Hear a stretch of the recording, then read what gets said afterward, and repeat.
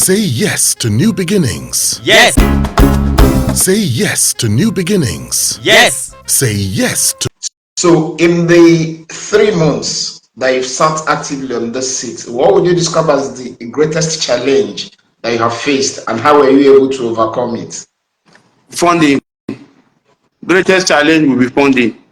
I came in March. Budget has been prepared, so there's nothing I can do to the budget. I have to wait. I have to make do with what is on ground, and then maybe probably in 2025, I'll be able to come up with my own budget and see how it will be approved, accepted, and approved. The challenge again has been that we need to get out of our headquarters. Interestingly, and I say interestingly and unfortunately too, the board has been operating from a rented apartment since 1998. It's not peculiar to the board. There are other agencies who are in makeshift apartments and the rest, but we have been in this rented building since 1998, and now it's time to leave, and I have to look for a headquarters. But luckily, we have reached out to our amiable honorable minister, and she has taken our request to Mr. President, and before the deadline for us to stay here comes, we should be able to move to a headquarters. So when you find out that you have to move from a place, you know, sometimes you are not settled to do anything. Like I wanted to come to the headquarters and turn it to a mini Nollywood in terms of aesthetics, in terms of, you know, you are walking into the board, you find, you know, a walk of fame. You know, I want to put pictures, I want to put everything around, but I can't do that on this building, this house. I can't do anything on this building. So we need to move to our place where, of course, I've even named it, even though I've not seen the building, but I've named it the classifier. And then we are going to have our library, we are going to have everything, we are going to have the walk of fame, we are going to have photographs of those who have brought in movies to the census board for classification and so on. So that's two. Then the third one is staffing. You know, we have 6 zonal offices and we have 34 state offices. So we are very large, but we don't have enough capacity for monitoring and compliance. We don't have enough capacity for monitoring and compliance. So we need to enhance that. And I've taken a proposal to the minister, and I've gotten approval that when we have the resources, we are going to enhance our capacity. Then the other challenging thing is that because we are moving to digital, you have to have digital facilities to work. For instance, you need as many laptops, as many iPads as possible to give to your censorship officers so that the work does not stop at 4 o'clock. The work can continue even after 4 o'clock. Everywhere in the world where they classify films, classification is 24/7. But it's not the problem of the staff. The problem is that they need these gadgets to be able, when they go home, you assign a film to them, they are able to watch the film, submit, and go on. Especially now that we are going to the regime of classifying contents like skits, musical videos, and the rest, the demand will be much. But I'm happy that even with what we have so far, somebody had walked up to us with a musical video, submitted at 9 o'clock, and by 11 o'clock, the person got his classification, which is what you don't get ordinarily.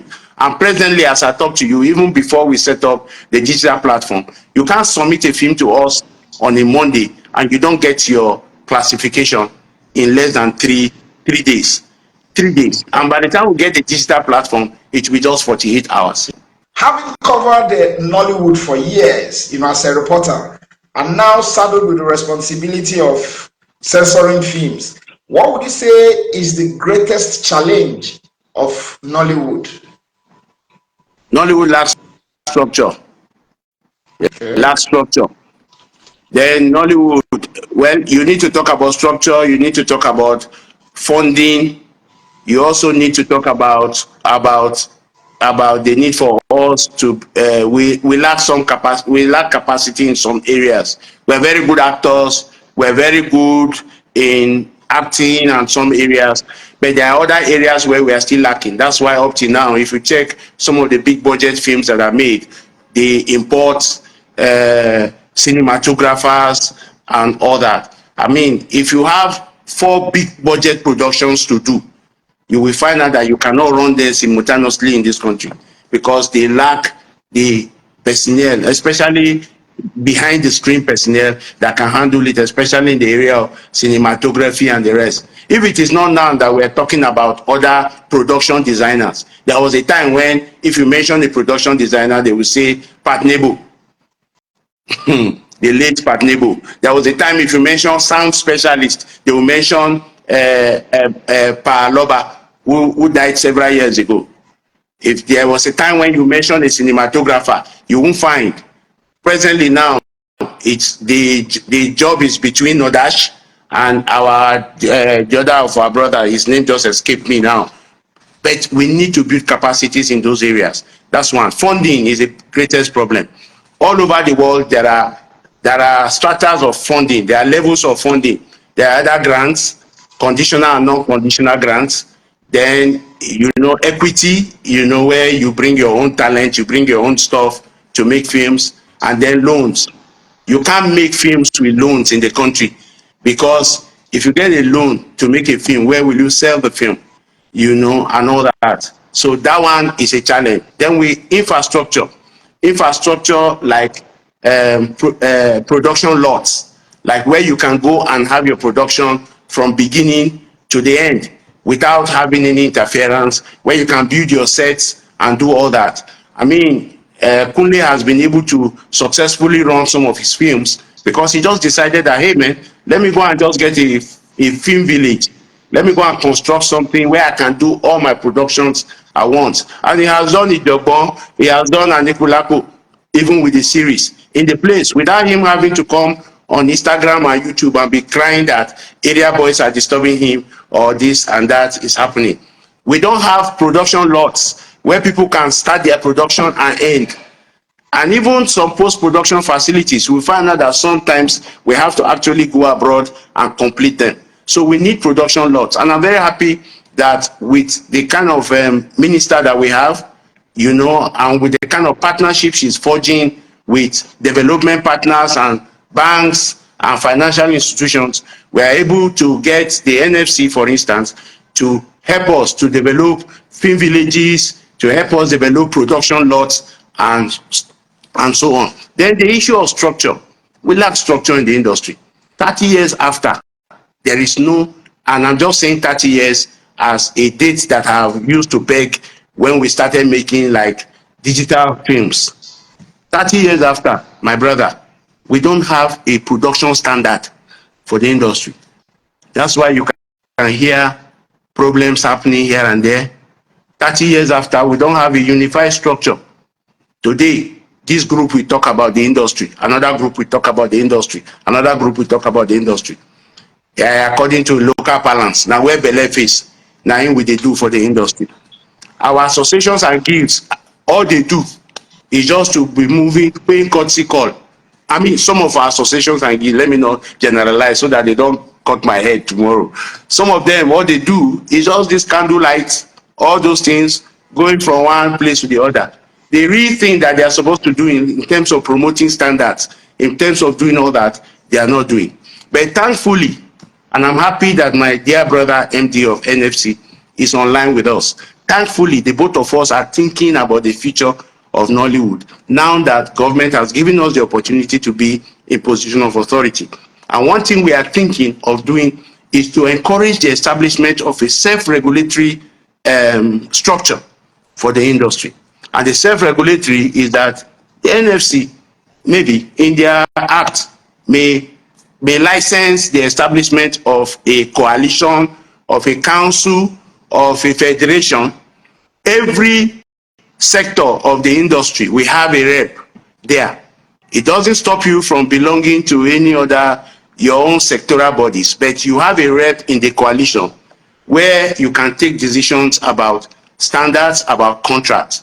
Recently, a friend of mine who is an investor, I was talking to him. And when he heard a senior practitioner of the industry say that in Nollywood, we do contracts orally, hey, the man almost sank in his chair. And that's because even you, Ichie Azuarinze, you know, as a doing of reportage of the film industry in this country, you know that there is no standard contract. in this industry. Every producer has their own contract that suits them. But that shouldn't happen in a vibrant industry like this. We should have. And I remember one time NCC was doing their best to introduce a standard contract for creatives, but they shut it down because they don't like structure. This industry, they don't like anything that is organized. I know how many years the NFC has been trying to help them to set up Mupicom and the rest, but they have been fighting it because some people don't want anybody to be ahead of something. They don't want any standard set in the industry. So me think seriously that what we need is a structure, a self-regulatory structure, as is done in other parts of the world, but they need a kind of government backing that will enable them take certain actions and it is acceptable to government. And I think the NFC as constituted can be able to give them that kind of legal structure, legal backing, just the same way that the Nigerian Copyright Commission gave some legal backing to the establishment of collective management organizations, CMOs.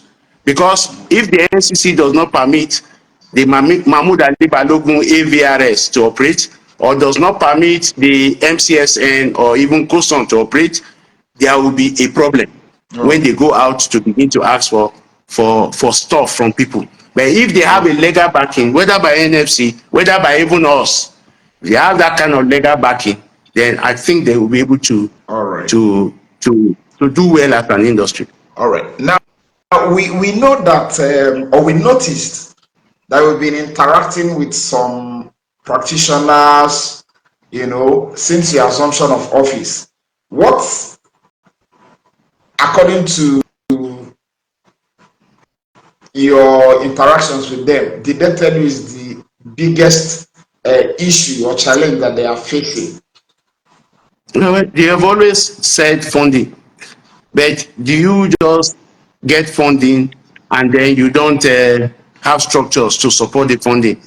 And then you get funding and there's nothing to sustain the funding? Because what we have had in the industry, it's not as if government has not given grants to filmmakers before. We have had Project Act Nollywood grants, but it's not sustainable because people take the loan, they ask them to go and do certain productions. Some do, some don't do, and then another government comes and doesn't find that this is a sustainable project, and the rest. So they have always complained about funding.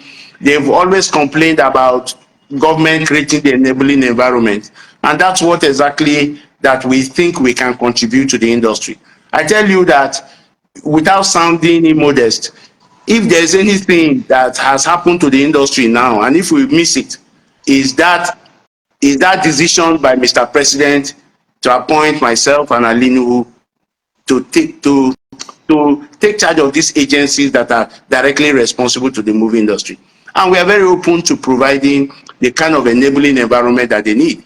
I mean, my agency regulates production as in content, regulates exhibition, regulates distribution.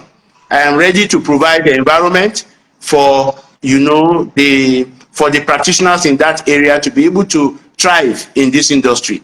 The NFC is a development agency.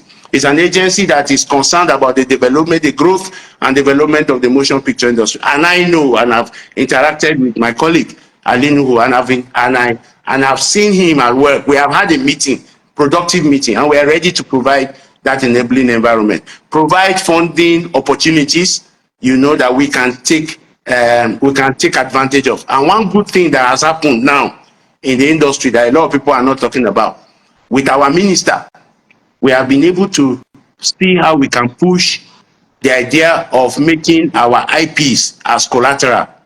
That is, if they know that Ichie Azua Arinze has been editor, is a publisher, he has body of works, we can grant him a facility knowing that he has been successful in this area. That's one area they are not talking about, because I know of a fund, a loan that is going on now. You can get a loan based on your track record without necessarily having to bring a house or whatever. But you have payment terms, collateral, but you have payment terms. That's one thing that the minister has done. And we are ready to provide a lot of those kind of opportunities. And I think it's credit. You know, we must credit the fact that now in some facilities that we're talking to partners on, it's just your intellectual property that will serve as your collateral. And then that will not rule out the fact that there will be grants. There will be, of course, there will be conditional and non-conditional grants so that the industry can develop, you know, beyond what it is presently. You know, and for us, you know, we can also encourage investment in cottage cinemas. And we're already talking, in fact, a little agency, NFC, has the responsibility, and then Obi Asika's agencies too, NCAC, of building infrastructure. We need more cinemas. It's benefit the industry and benefit me, because if you build more cinemas, I will get my license fee from them, and then the filmmaker will be able to make money. Take for example, Tribe of Judah, we made 1 point something billion naira from the cinemas and from less than 200 screens. Imagine if we have 700 screens or 500 screens for that Tribe of Judah. We'll be talking about close to 200, we'll be talking about close to 10 billion, 15 billion, 20 billion, as the case may be. So we need more infrastructure, and we are ready to provide the enabling environment for these things to thrive.